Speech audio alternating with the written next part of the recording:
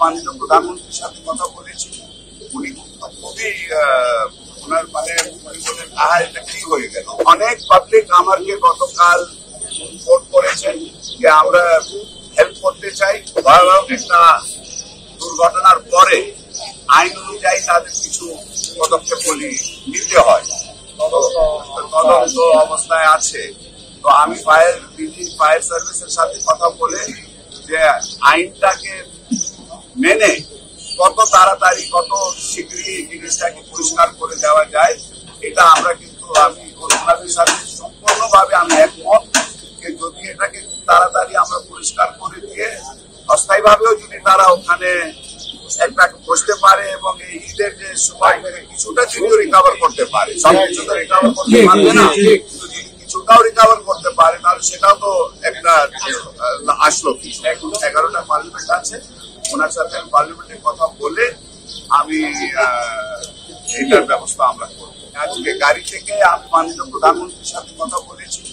উনি খুবই ওনার মানে বলেন এটা কি হয়ে গেল, বললো যে এত লোকজনের এত ক্ষতি এবং ঠিক এই সময় ঈদের আগে উনিও কিন্তু খুব এফেক্টেড আছেন। উনি বলেছেন যে না, তুমি গিয়ে বলো যে ওনার তহবিল থেকেও উনি এখানে টাকা দিবেন। দুটো জিনিস, একটা হলো তালিকা করা দরকার কি কাকে আমরা টাকাটা দিব, কত টাকা কত ক্ষতি হয়েছে, সে ক্ষতি অনুযায়ী আমরা কতটুকু তাদেরকে সাহায্য করতে পারি, এটা হলো এক কাজ।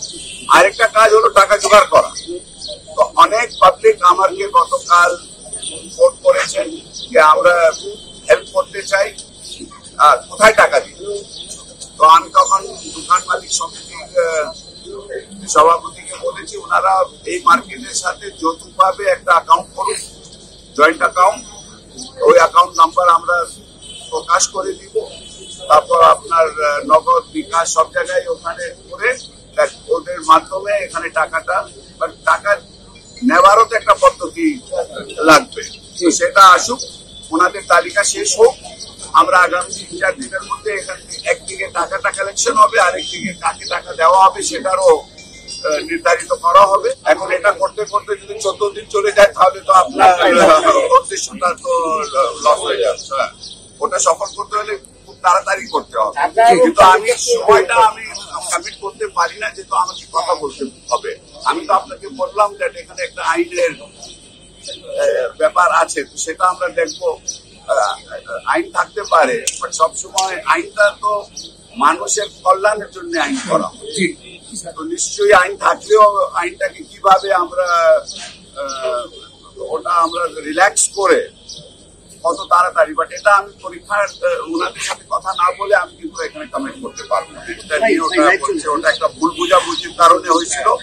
ওনারা বলেছেন সে ভুল বুঝাবুঝিটা তারা এখন ঠিক করে ফেলবেন, সিটি কর্পোরেশনের সাথে বসে ইনশাল্লাহ তারা ঋণটাও প্রত্যাহার করবেন এবং আমরা ওই যে আগের নকশা আছে ওটাকে যদি এখন ওটা তো 10 বছর আগের নকশা, ওটা যদি নতুন নকশা করতে হয় তাহলে আমরা আবার নতুন নকশা করে ওনাদের সমন্বয়ে আর সিটি কর্পোরেশনের সমন্বয়ে এটা করা হবে।